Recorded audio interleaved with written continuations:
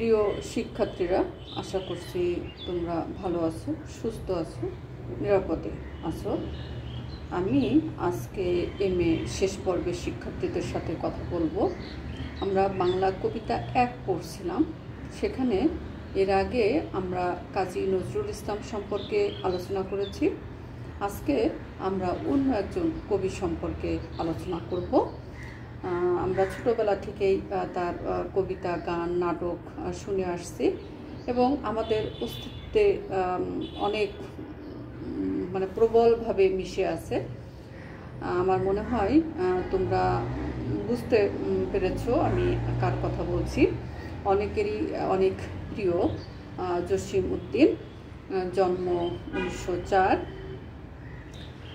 এবং মৃত্যু 1976। তিনি একজন বাঙালি কবি। বাঙালি কবি অনেকেই, কিন্তু আসলে এই গ্রাম বাংলার সাধারণ মানুষের, প্রান্তিক জনগণের কথা যিনি অত্যন্ত সাবলীলভাবে, অনেক চমৎকারভাবে, মাধুর্যপূর্ণভাবে বিশ্ব দরবারে বাঙালি মানুষের মনে তো একটা জায়গা করে নিয়েছেই। এবং তার লেখা যে নকশিকাঁথার মাঠ, এটিও কিন্তু ইংরেজিতে অনুবাদ হয়েছে তা, এবং লেখার পরিধিও তার অনেক বেশি। আমাদের হৃদয় হরণ করে নেয়। তার গান শুনলে আমরা মাতোহারা হয়ে যাই। পল্লী কবি উপাধিতে তিনি ভূষিত। জসিম উদ্দিন আবহ বাংলার সাংস্কৃতিক ঐতিহ্য লালিত প্রথম পূর্ণাঙ্গ আধুনিক কবি। এখন আধুনিক কবি যে আমি বলছি যে তিনি পল্লী কবি উপাধিতে ভূষিত। পল্লীর সাধারণ মানুষের সুখ দুঃখ, হাসি কান্নার, জীবনযাত্রার, তারপরে তাদের যে প্রতিদিনের যে জীবন, প্রাত্যহিক যে জীবন, তার প্রতিচ্ছবি এত সুন্দরভাবে উপস্থাপন করেছেন। এটি আসলে খুব বিরল চিত্র একটি, এবং বলা হচ্ছে প্রথম পূর্ণাঙ্গ ঐতিহ্যলালিত প্রথম পূর্ণাঙ্গ আধুনিক কবি। আধুনিক যে বিষয়টি, সেটি আসলে একটু সংজ্ঞা দেওয়া কঠিন। যেমন আমরা বলেছি আগে, রোমান্টিকতার সংজ্ঞা দেওয়া যেমন কঠিন, আধুনিকতার সংজ্ঞা দেওয়া অনেক কঠিন। এটি কখনো সাম্প্রতিকের সাথে এর বিরোধ, কখনো এর সহ অবস্থান। আর আধুনিকতা, শিল্প সাহিত্যের আধুনিকতা একরকম, তারপরে ইতিহাসের আধুনিকতা একরকম। আমাদের যে বিষয়, সেটি আসলে আমরা এখানে বললাম যে আধুনিক কবি। এখানে একটি কথায় আমি বলবো যে শুধু ভক্তি দিয়ে নয়, যুক্তি এবং বুদ্ধি দিয়ে যে জীবনকে বিশ্লেষণ, সেটিও কিন্তু আধুনিকতার একটি লক্ষণ। তোমরা আধুনিকতার লক্ষণ পড়েছো, সেজন্য সেই অর্থে আধুনিক কবি। তোমরা বলবা যে কী অর্থে আধুনিক? পল্লী কবি তার উপাধি, আবার আমি আধুনিক বলছি। তিনি ঐতিহ্যবাহী, আমাদের যে ঐতিহ্য, গ্রাম বাংলার যে ঐতিহ্য, বাংলা কবিতার মূল ধারাটিকে, এই যে আমরা যারা শহরে সভ্য মানুষ, তাদের ভিতরে উনি কিন্তু নিয়ে এসেছেন। এই কৃতিত্ব কিন্তু জসিম উদ্দিনের। তার যে পল্লী গান, সেটি শুনলে আমাদের একদম ভিতরে যে বাঙালির যে অস্তিত্ব, সেটি কিন্তু জেগে ওঠে। এটি কিন্তু কম নয়। তা আমরা এই পল্লী কবি জসিম উদ্দিন সম্পর্কে পড়ব। তা আমরা জানি যে প্রত্যেক কবি বা সাহিত্যিক যার রচনায় আমরা পড়ি, যার লেখায় আমরা পড়ি, তার কবি মানুষ, তার বেড়ে ওঠা, তার শিক্ষা জীবন, এগুলো কিন্তু কবি মানুষটা বোঝার জন্য তার শিক্ষা এবং তার যে পারিপার্শ্বিক যে অবস্থা, সেটি জানা খুবই প্রয়োজন। আমরা জসিম উদ্দিন সম্পর্কে জানব। জসিম উদ্দিনের শিক্ষা জীবন আসলে শুরু হয়েছিল এই যে কোন সময়, সেটি জানার আগে আমার যেটি বলার কথা, আমরা জন্ম জেনেছি, কিন্তু তিনি ফরিদপুরে আসলে জন্মগ্রহণ করেছিলেন, মাতুলালয়ে তাম্বুলখানা গ্রামে। এটি আমরা ছোটোবেলা থেকে পড়ে এসেছি। আমি আজকে না বললেও কোনো বিষয় ছিল না, কিন্তু তার পৈতৃক নিবাস ছিল পাশেই গোবিন্দপুর। কিন্তু তার শিক্ষা জীবন আসলে শুরু হয়েছিল ওই শোভারামপুরের অম্বিকা মাস্টারের পাঠশালায়। তারপরে তার বাবা একজন স্কুল শিক্ষক ছিলেন। তার নাম আসলে ছিল আনসার উদ্দিন মোল্লা, মৌলভী আনসার উদ্দিন মোল্লা। তিনি ছিলেন ফরিদপুরের যে হিতৈষী মধ্য বিদ্যালয় সেখানকার শিক্ষক। এই জসিমউদ্দিনের তারপরে যে শুভরামপুর অম্বিকা মাস্টারের যে পাঠশালা, সেখান থেকে তিনি ওই হিতৈষী মধ্য বিদ্যালয়ে ভর্তি হন। তারপরে তিনি ফরিদপুর জেলা স্কুলে ভর্তি হন। এই ফরিদপুর জেলা স্কুল থেকে তিনি 1921 সালে প্রবেশিকা পরীক্ষায় পাশ করেন এবং 1924 সালে তিনি 3য় বিভাগে আইএ পাশ করেন। তারপরে আমরা দেখি 29 এবং 31 সালে তিনি কলকাতা বিশ্ববিদ্যালয় থেকে বিএ এবং এমএ পাশ করেন। এই মূলত তার শিক্ষা জীবনের কোথাও কোথাও একটু ছন্দপতন হয়েছে, কিন্তু সেটি আবার মানে অবশেষে সেটি ঠিক হয়েছে। এবং তার কর্মজীবনও আমরা দেখি যে বর্ণাঢ্য একটি কর্মজীবন, সেটি কিন্তু আমরা দেখতে পাই। তার যে কর্মজীবন শুরু হয়েছিল সেটিও কিন্তু পাশ করার পরপরই 31 থেকে 1937 সাল পর্যন্ত দীনেশচন্দ্র সেনের সাথে লোকসাহিত্য সংগ্রহ হিসাবে তিনি কাজ করতেন। তিনি পূর্ববঙ্গ গীতিকার একজন সংগ্রাহক। তিনি 10,000-এর বেশি লোকসঙ্গীত সংগ্রহ করেছেন, যার কিছু অংশ তার সঙ্গীত সংকলন জারি গান এবং মুর্শিদা গানে স্থান পেয়েছে।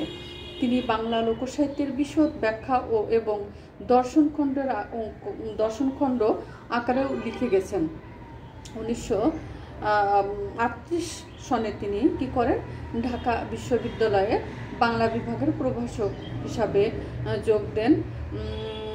তারপরে আমরা যেটি দেখি যে এই বিশ্ববিদ্যালয়ের চাকরি ছেড়ে দেন 1944 সালে এবং 1944 সালে তিনি ছেড়ে এই তথ্য ও সম্প্রচার যে বিভাগ সেখানে যোগ দেন। 1962 সালে অবসর গ্রহণের পূর্ব পর্যন্ত তিনি ডেপুটি ডিরেক্টর হিসাবে কাজ করেছেন। এটি আমরা দেখি। এই মূলত তার কর্মজীবন। 62 সালে অবসর গ্রহণ করেন তথ্য সম্প্রচার বিভাগের ডেপুটি ডিরেক্টর থেকে। তারপরে আমরা দেখি যে উনি তার কর্মজীবনের স্বীকৃতিস্বরূপ অনেক পুরস্কারও পেয়েছেন। অনেক পুরস্কারে তাকে ভূষিত করা হয়েছে। প্রেসিডেন্টের প্রাইড অফ পারফরমেন্স পুরস্কার পেয়েছেন। এটি কিন্তু একটি গুরুত্বপূর্ণ বিষয়। প্রেসিডেন্টের প্রাইড অফ পারফরমেন্স পুরস্কার 1958 সালে পেয়েছেন এবং রবীন্দ্র ভারতী বিশ্ববিদ্যালয় থেকে তিনি ডক্টর অফ লিটারেচার ডিগ্রি লাভ করেন 1969 সালে। বাংলাদেশ সরকারের 21 পদক পেয়েছেন উনি 1976 এবং স্বাধীনতা দিবস পুরস্কার মরণোত্তর 1978 সালে উনি পান এবং উনি 1974 সনে বাংলা একাডেমি পুরস্কারের জন্য মনোনীত হয়েছিলেন, কিন্তু তিনি তা প্রত্যাখ্যান করেন। তা যাই হোক, তার এই যে শিক্ষা জীবন আমরা দেখলাম। আমরা তার কর্মজীবনে একটু পদার্পণ করব, কিন্তু কর্মজীবনে পদার্পণ করার আগে আমরা একটু আলোচনা করি যে কিভাবে তার যে কর্মজীবন সেটি আসলে কেমন করে শুরু হয়েছিল। আমরা দেখি যে কবির বাবা তিনি কিন্তু পত্র আকারে তার বন্ধুদের সাথে কি করতেন, চিঠি লিখতেন কবিতার আকারে। তার বাবা যে চিঠি লিখতেন সেই চিঠি কিন্তু তার মাঝে সে দেখেছেন, সেখান থেকেও তিনি তার ভিতরে আমরা কিছু কবিত্বর যে বৈশিষ্ট্য সেগুলো আমরা দেখতে পাই। তাছাড়া তার একজন দাদা ছিলেন, মানে দাদার ভাই, তিনি দানু মোল্লা। ও খুব অল্প বয়সে তার চোখ নষ্ট হয়ে যায় এবং তার কাছ থেকে উনি অনেক যে কিচ্ছা কাহিনী শুনেন, কিচ্ছা কাহিনী শুনেন এবং মুসলমান ইতিহাস ঐতিহ্য সম্পর্কে যেসব কিচ্ছা কাহিনী শুনেন। তা মুসলমানের ছেলে, তিনি মুসলমানদের সম্পর্কে অনেক কিচ্ছা কাহিনী শুনবেন, এটি খুবই স্বাভাবিক ব্যাপার। কিন্তু এটি স্বাভাবিক ব্যাপার হলো তিনি কিন্তু এই নিজ সমাজ এবং ধর্মীয় গণ্ডির বাইরেও কি ছিলেন, বিচারশীল ছিলেন। এটি কিন্তু একটি ভাবার বিষয়। তিনি হিন্দু তান্ত্রিক সাধনা ধর্মতত্ত্ব বিষয়েও তার জ্ঞান ছিল এবং তিনি কিন্তু হিন্দু সমাজেও জসিম সাধু নামে পরিচিত ছিল। জসিম উদ্দিন যে আরও যে বিষয় আমরা দেখি যে উনি ব্রাহ্ম সমাজ থেকে যেসব পুস্তিকা বের হতো সেসব নিয়েও উনি পড়াশুনো করতেন। এসব নিয়ে পড়াশুনো করার কারণে ওনার ভিতরে যে জিনিসটি হয়েছিল সেটি যে অনেক কুসংস্কার থেকে উনি বের হয়ে এসেছিলেন এবং এই উদার মানসিক কথা গড়ে উঠেছিল তার।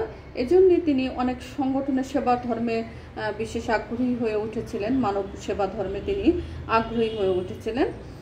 কিন্তু এটি আমরা তার শিক্ষা জীবন শুরু হওয়ার আগেও আমরা যে জিনিসগুলো দেখব যে কিভাবে এই জসিমউদ্দিন এই পর্যায়ে আসলো। কোনো কবিরই কিন্তু তার জীবন এত সহজ হয় না যে দানু মোল্লার কাছে কিচ্ছা কাহিনী শোনা, বাবার চিঠি পড়া, তারপরে উনি যে গ্রামে তখন কবি আলদের যে লড়াই হতো সেই লড়াই দেখতেন। সেই লড়াই দেখে উনি কি হতেন, নিজে খুব মানে নিজের ভিতরে তার যে কবি প্রতিভা সেটি আসলে কি হতো, অনেক জাগ্রত হতো। এছাড়া তিনি নিজেকে মানে ওরকম ভাবতেন যে ওরকম কিছু হোক, এরকম ধোয়া সুর বা ছন্দ মিলিয়ে তিনিও কবিতা রচনা করতেন। এই বাল্যকালে এই তার এক চাচার বিবাহ উপলক্ষে তিনি আসলে এই কবিয়াল লড়াই দেখেছিলেন। তাছাড়াও তিনি পরেও এই লড়াই আরও দেখেছেন, দেখে তিনি আকৃষ্ট হয়েছিলেন। তারপরে তার এক সময় স্বপ্ন, যেটি আমরা বলি যে তার যে কবিত্বের যে স্বপ্ন, সেটি আসলে প্রথম একটি কবিতা লিখেছিলেন, সেটি আসলে প্রকাশ পায়নি। তারপরে বেনামিতে তিনি ইসলাম দর্শন পত্রিকায় তিনি লিখেছিলেন। তারপরেও তার যে কবি প্রতিভার প্রারম্ভিক স্তর পেরিয়ে যতই আত্মস্থ হয়েছিলেন ততই তিনি নিজের কাব্য তত্ত্বের ভবিষ্যৎ সম্পর্কে কি হয়েছিলেন, একটু প্রত্যয়ের অধিকারী হয়েছিলেন। হ্যাঁ, তার পদ্মাপাড়ে তার বাড়ি, সে কথা তিনি নিজেই বলেছেন। তিনি যখন কবিতা পড়ে বন্ধুদের শোনাতেন তখন বন্ধুরা কেউ একটু প্রশংসা করতো, কেউ করতো না। তখন তার মনে হয়েছিল যে সে যদি মানে স্বপ্ন দেখতো, সে যদি কলকাতায় যে সুধী সমাজে তার কবিতা শোনাতে পারেন তাহলে হয়তো কি হবে, তাহলে হয়তো তিনি তার সঠিক মর্যাদা পাবেন।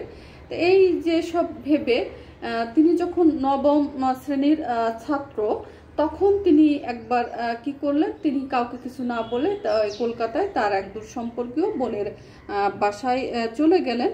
কিন্তু এটি সেই স্বদেশী আন্দোলনে আকৃষ্ট হয়ে গেলেন, কিংবা তার কবিত্ব মানে তার ভিতরে যে কবি প্রতিভা সেটিকে আরও বেগবান করার জন্য কোনো সুযোগ সুবিধার আশায় তিনি কলকাতায় গেলেন, এটি আসলে বোঝা যায় না। কিন্তু সেখানে যাওয়ার পরে তার অনেকটাই এই হতাশ হয়ে গেলেন। কারণ হচ্ছে সেখানে যাওয়ার পরে যে অনাত্মীয় পরিবেশ, হ্যাঁ, অনাত্মীয় পরিবেশ এবং দারিদ্র্যর সাথে সে বসবাস করতে লাগলো এবং সে স্থির করলো যে সে ফিরে আসবে।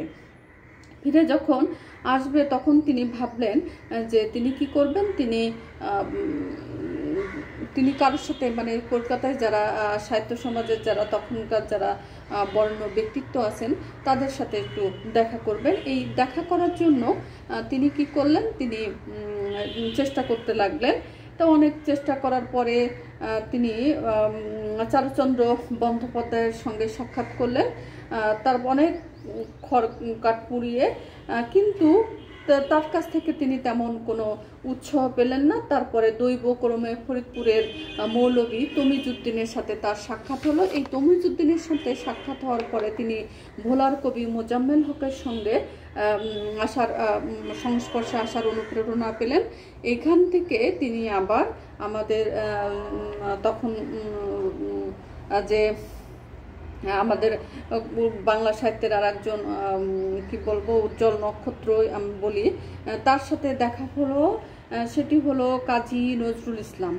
কাজী নজরুল ইসলামের সাথে তার দেখা হলো।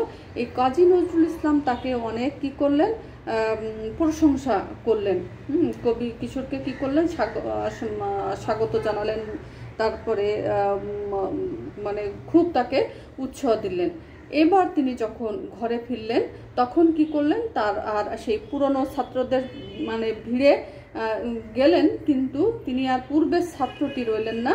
এখন তিনি রীতিমতো কবি হওয়ার সাধনায় লেগে গেলেন। কবি হওয়ার সাধনায় লেগে গেলেন।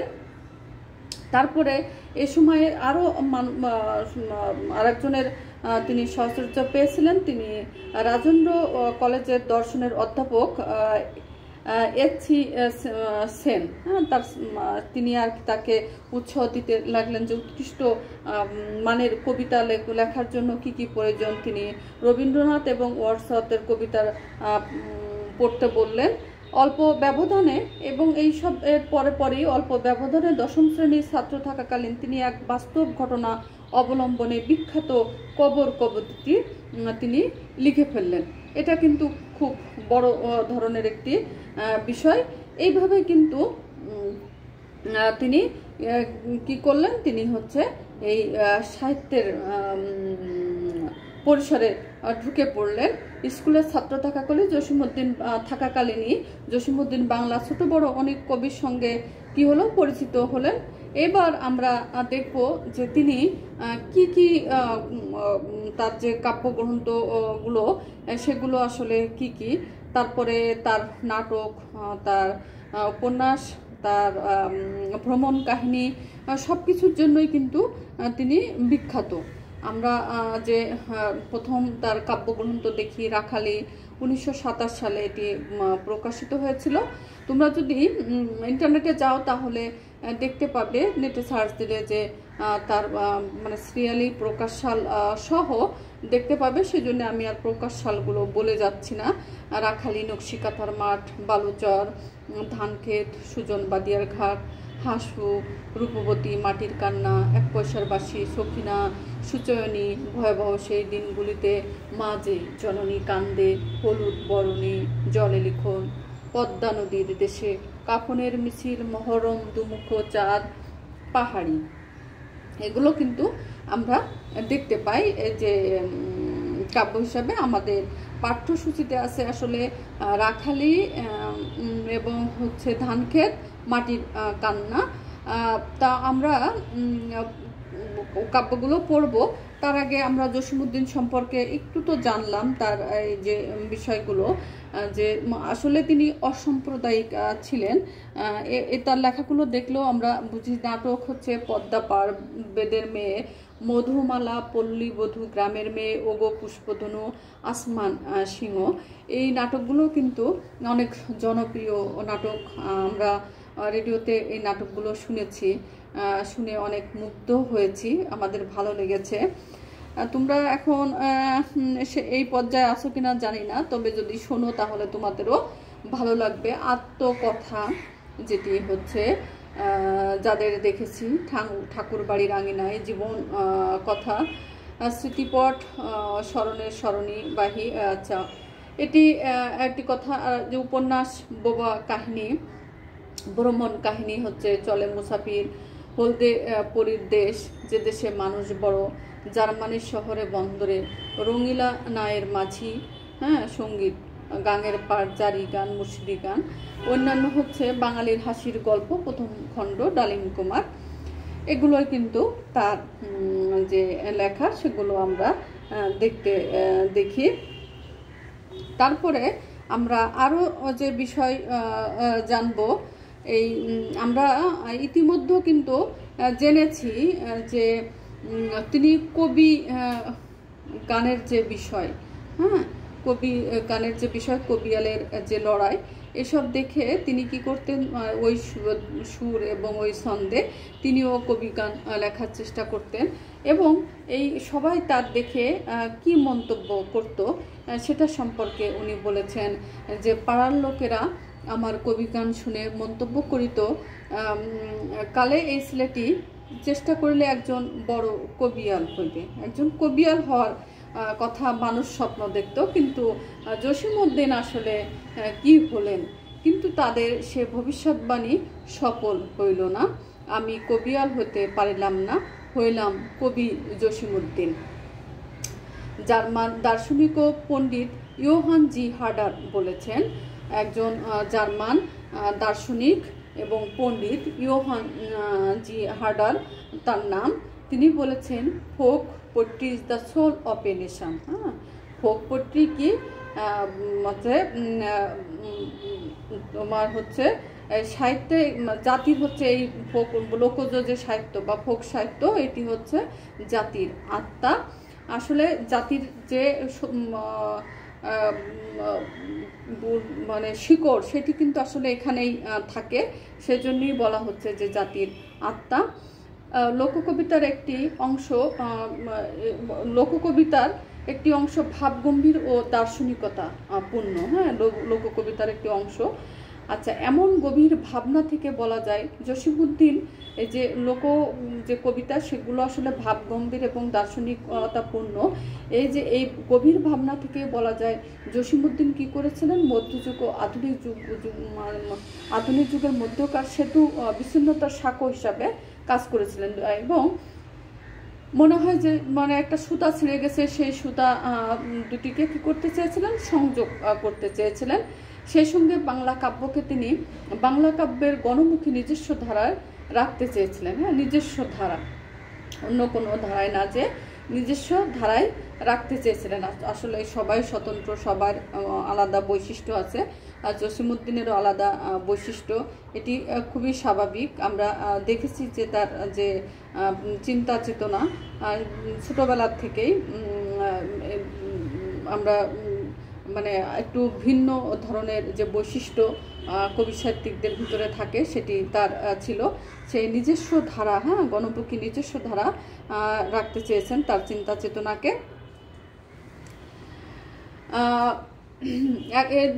তার মানে সাহিত্যে তিনি তাদের কথাই বলেছেন, তিনি আসলে কাঁধের কথা বলেছেন। হ্যাঁ, যে যারা মানে আধুনিক বা ভদ্র সাহিত্যে যা বলা হয় না, ঠিক আছে, তাদের কথাই বলেছেন।